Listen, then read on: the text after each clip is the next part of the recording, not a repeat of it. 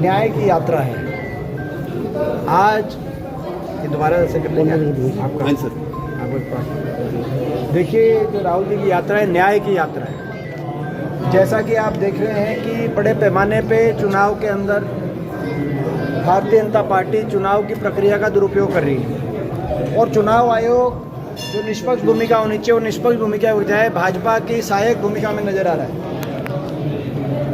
भाजपा का एक ही उद्देश्य रह गया है, शाम दाम दंड भेद और यंत्र मंत्र और तंत्र के दुरुपयोग से सत्ता को हासिल करना, यानी कि जन भावनाओं से सरकार को ना बनाना। नायब सिंह जी के शब्दों में मैं कहूँ तो सारी व्यवस्थाओं का इंतजाम करके सत्ता पे काबिज होना। जो उन्होंने कहा था कि जन भावना से नहीं, लेकिन सारी भाजपा की के पास सारी व्यवस्थाएं हैं सरकार बनाने। ये जो व्यवस्थाएं हैं ये लोकतंत्र के लिए खतरा है।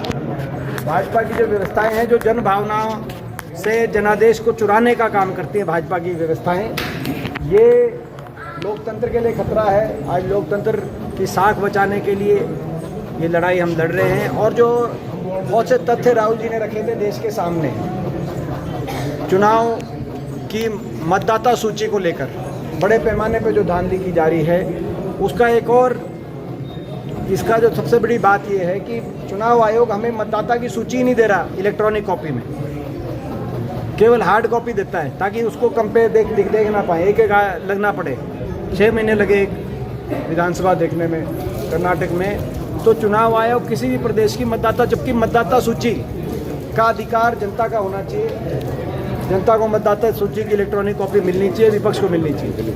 हरियाणा में भी बड़े पैमाने पर गड़बड़ियाँ हुई हैं और हरियाणा का भी हम दिखवा रहे हैं। जल्दी सारी तथ्यों के साथ हम भी सारे तथ्य हरियाणा की जनता के सामने रखेंगे। देशवासियों को सरकार से उम्मीद है कि भिवानी में जो निर्मम हत्याकांड जो की गई है, जो भी अपराधी हों, जो भी दोषी हों, कोई बचना ना पाए, तुरंत कार्रवाई हो, तुरंत मर्डर सोल्व हो और अपराधियों को शीघ्रतम व कठोरतम सजा दिलवाई जाए।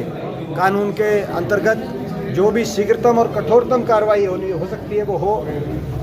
मगर दुर्भाग्य की बात ये भी है कि हरियाणा प्रदेश में कानून व्यवस्था चौपट हो गई है। हरियाणा की जो सरकार है वो कहीं भी पुलिस प्रशासन का कोई कंट्रोल अपराधियों पे दिखाई नहीं दे रहा।